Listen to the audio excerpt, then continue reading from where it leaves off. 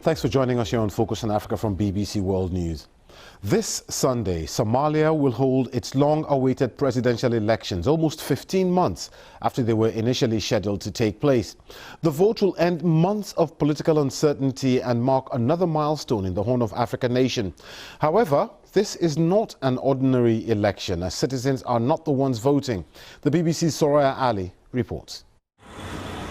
This is one of the busiest roads in Somalia's capital, Mogadishu. The Maka al-Mukarrama road is at the heart of the capital. This scene of normality is viewed as a sign of progress in a country that has seen 3 decades of civil war and violence. The scene was different 15 years ago.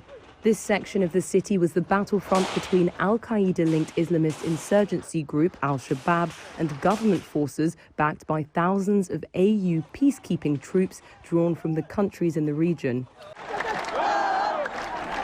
After regaining control of the capital, the government has been rebuilding. The Mogadishu Stadium is once again hosting major football events, and 8 months ago the National Theatre was renovated and businesses are flourishing. The country is also in an election mood, with huge billboards for presidential candidates erected on all major roads. But attacks from Al-Shabaab have not stopped. Keen to disrupt the election, there have been dozens of attacks in the past month targeting government and AU forces, the last one taking place very close to the election venue. Though this has not stopped Somalia from conducting its 3rd presidential elections in a decade. This is no ordinary election where citizens take part and cast their vote. Rather, Somalia has adopted a unique voting system called an indirect election, where clan elders select delegates who in turn elect MPs for their chosen clan. The 300 MPs will this weekend elect the president. It will not be up to the people.